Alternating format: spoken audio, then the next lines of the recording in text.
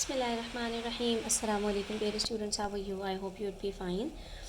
This is Think New Syllabus Mathematics Book 2, and today we are starting with exercise 3b, which is related to the linear inequalities, and we have to solve these word problems to understand that what inequalities do we have to form and how are they gonna be solved. Okay, now let's see what's happening in question number 5. So it says, in a math Olympiad quiz, 5 points are awarded for a correct answer and 2 points are deducted for a wrong answer. ठीक है, what is happening कि आप अगर एक correct answer देते हैं, you will be awarded 5 points, you will get 5 points, but upon giving one wrong answer, your 2 points will be deducted. यानी for example, if you have given 3 correct answers, so you will be given 3 multiplied by 5, 15 points. But on the other hand, you gave one answer wrong, so 1 multiplied by 2 points will be deducted. So for 4 questions in which you gave 3 answers correct and 1 wrong, your number of points will be 15 minus 2 13. ठीक है, अगर आपने 4 answers दिए जिसमें से 3 सही हैं और 1 गलत है और 3 आंसर्स के आपको 15 पॉइंट्स मिल रहे हैं, तो आपका स्कोर 15 नहीं होगा, but it will be reduced by 2 और आपका स्कोर 13 होगा. ठीक है, और if a question is left unanswered, even अगर आपने किसी क्वेश्चन का आंसर नहीं दिया, ये ना हो कि रॉन्ग आंसर देने से बेहतर है मैं खामोश रह जाता हूँ, मेरे 2 पॉइंट्स डिडक्ट तो नहीं होंगे. तो इन्होंने कहा चाहे आप खामोश रहें, आंसर ना दें, या चाहे आप गलत आंसर दें, in both the cases 2 points will be deducted. Bernard attempted all 30 questions, अब टोटल 30 क्वेश्चंस थे. ठीक है, and his total score for the quiz was not more than 66, और उसने कितना स्कोर किया 66. If we talk about 5 points were awarded, तो 5 को मल्टीप्लाई करते हैं अगर हम 30 से, तो आंसर आता है 150. अगर उसने सारे आंसर्स करेक्ट दिए होते तो उसका स्कोर 150 होना चाहिए था, बट उसका स्कोर क्या है 66. तो अगर हम यहाँ पर सपोज करें कि अगर उसने 12 आंसर्स करेक्ट दिए होते तो उसका स्कोर होता 5 multiply by 12 is equals to 60, लेकिन उसका स्कोर 66 है.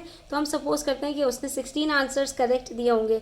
16 मल्टीप्लाई बाय 5, ठीक है, 13 मल्टीप्लाई बाय 5 इज 65, तो तब भी 66 ज़्यादा है. तो हम सपोज करते हैं 14, और 14 multiply by 5 is equals to 70. ठीक है, तो लेकिन यहाँ पर क्या है 66 आंसर आ रहा है, और उसने 30 के 30 सारे अटेम्प्ट किए हैं. तो अब what do we have to find the maximum number of correct answers. अब यहाँ पर ये क्वेश्चन नंबर 1 की तरह है कि we have to find the maximum number of correct answers ही ऑब्टेन्ड. ठीक है, उसने कितने ज़्यादा से ज़्यादा कितने उसके जो मार्क्स हैं, कितने उसके जो क्वेश्चंस हैं वो करेक्ट हुए होंगे. ठीक है, तो इसके अंदर how do we form the inequality. Now students, in this questions we have to understand 2 to 3 very important things. पहली बात, we have to suppose the number of correct answers जो उसने दिए हैं वो x हैं. ठीक है, because they are saying Bernard attempted all 30 questions and his total score for the quiz was not more than 66. अब दूसरी बात, यहाँ पर इन्होंने जो टर्म यूज़ की है more than, less than और not more than, ये आपको समझना बहुत ज़रूरी है. If they are saying more than means the sign will be used greater than. If they use the word less than, so we will use the sign of less than. But if they are using the word not more than 66, not more than 66 का मतलब है 66 से ज़्यादा नहीं है, यानी 66 से कम है. अब इसके अंदर 66 इंक्लूडेड होगा या नहीं, that's what you have to understand. If they would have used the word was less than 66, it means that 66 is not included. So we will use the inequality sign of only less than. Similarly, if they are using the word was more than 66, so it means we will use the sign of greater than. Again, we will not include 66 in more than or less than.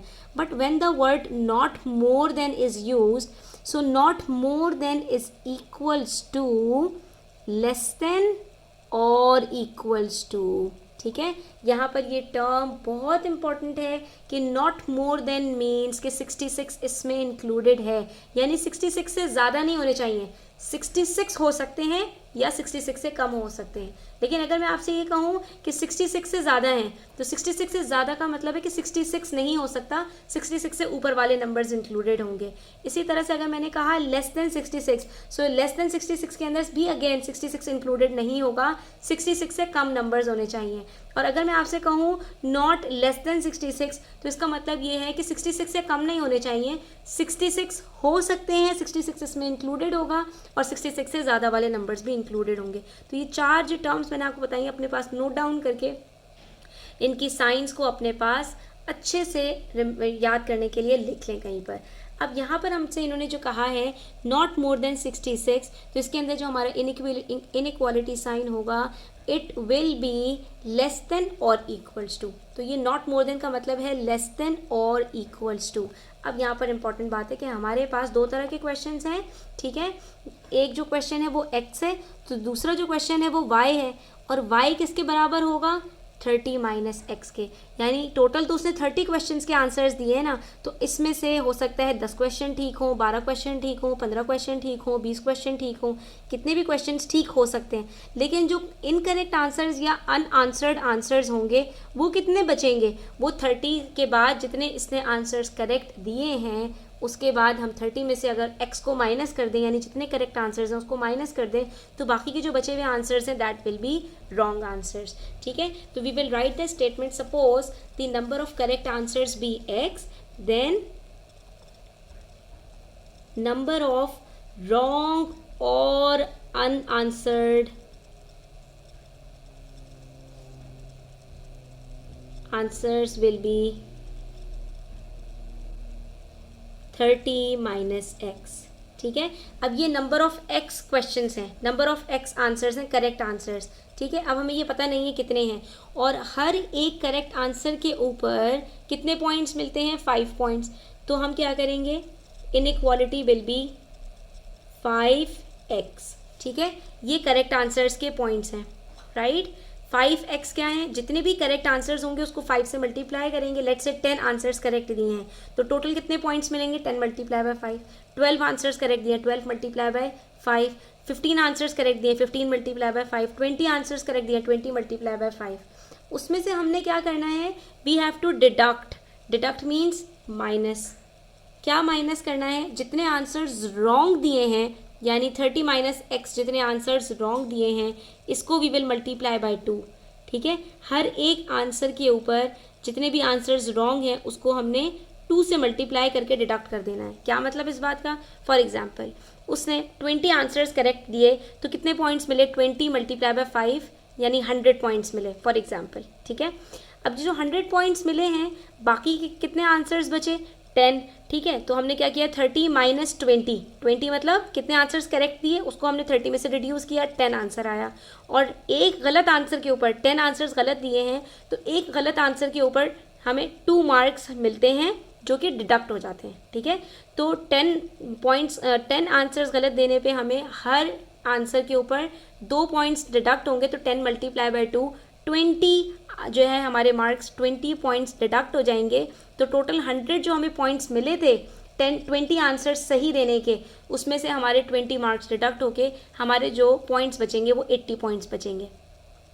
तो यहाँ से हमें total number of points पता चल रहे हैं। और इन्होंने क्या कहा है कि जो टोटल नंबर ऑफ़ पॉइंट्स हैं, his total score for the quiz was not more than 66। ये जो भी इसका स्कोर आ रहा है ये 66 से ज़्यादा नहीं है, यानी ये 66 के इक्वल भी हो सकता है, ठीक है। तो यहाँ पर हम इक्वल्स टू का साइन लगाएंगे, और ये जो है वो 66 से कम भी हो सकता है।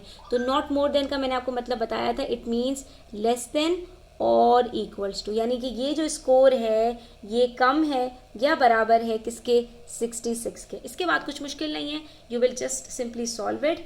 सो when we will solve it we will get the answer like this, 5x minus 2 multiply by 30 is equals to minus 60, minus minus plus 2 multiplied by x is equals to 2x is less than or equals to 66. So next what we will do, we will solve the inequality. 5x plus 2x is 7x, and we will move minus 60 to the other side, so it will become 66 plus 60, and that is 126. And now when we will move 7 to the other side, so it will become 126 divided by 7, and it is 18. It means कि x is equals to 18, and what was x, we supposed x as the number of correct answers. Now we will verify the answer, ठीक है। Verify करते हैं, यानी उसने, इसका मतलब है कि 18 आंसर्स करेक्ट दिए हैं, तभी जो उसका स्कोर है वो 66 आया है। ठीक है, अब इसको हम अगर प्रूफ करना चाहें तो कैसे प्रूफ करेंगे, लेट्स सी। देखो हमने क्या कहा था, टोटल 30 क्वेश्चन हैं, 18 जो उसने करेक्ट आंसर्स दिए हैं, हर आंसर के ऊपर ही will be awarded 5 points. So 18 multiply by 5 is equals to 90. It means he will get 90 points when he gives 18 answers correct. If he gives 18 answers correct, meaning the rest of the answers are 30 minus 18 which is 12, और 12 जो answers उसके गलत हुए हैं तो उसके 12 answers के ऊपर हर आंसर पे 2 मार्क्स डिडक्ट होंगे, यानी total 12 multiply by 2 24 answers, 24 points उसके 90 में से कम हो जाएंगे। And when we will subtract 24 from 90 the answer is 66, और इस तरह से हमारे पास उसके जो टोटल पॉइंट्स आ रहे हैं वो 66 आ रहे हैं। ठीक है, इसका मतलब है कि the answer we have got is absolutely correct. आप इसके अंदर ये भी कर सकते हैं, इन्होंने हमसे कहा ना कि नॉट मोर देन 66, उसका स्कोर 66 से ज़्यादा नहीं है, ये मतलब नहीं है इसका कि 66 ही है उसका स्कोर। नॉट मोर देन 66 का मतलब है कि 66 से ज़्यादा नहीं है, 66 से कम हो सकता है। ठीक है, इसके अंदर हम कोई और पॉसिबिलिटी बनाते हैं, तो ज़्यादा से ज़्यादा जो उसके आंसर्स करेक्ट हो सकते हैं वो 18 हैं, लेकिन अगर हम यहाँ पर सपोज कर लेते हैं कि उसने 16 आंसर्स करेक्ट दिए हैं, तो 16 multiply by 5 is equals to 80 points मिलेंगे उसको, और डिडक्ट कितने हो जाएंगे, तो 16 minus 30 is equals to 14 multiply by 2 is equals to 28, and when we will subtract 28 from 80 the answer will be 70, 60 and it is 52। तो उसको पॉइंट्स कितने मिलेंगे, 52। तो इसका मतलब है कि हम जितने और नंबर्स कम करते चले जाएंगे करेक्ट आंसर्स के, हमारा जो स्कोर है वो 66 से भी कम होता चला जाएगा, ज़्यादा नहीं होगा। And here's how we will solve question number 5 and now it's completed, we are only left with question number 6, the last one. तो बच्चों आज के लिए इतना ही, इंशाल्लाह नेक्स्ट वीडियो के अंदर हम मज़ीद क्वेश्चन सॉल्व करेंगे। तब तक अपना ख्याल रखें, चैनल पर नए हैं तो सब्सक्राइब करते जाएं, वीडियो अच्छी लगी हो तो लाइक करें, अपने फ्रेंड्स के साथ ज़रूर शेयर करें। टेक केयर, अल्लाह हाफ़िज़।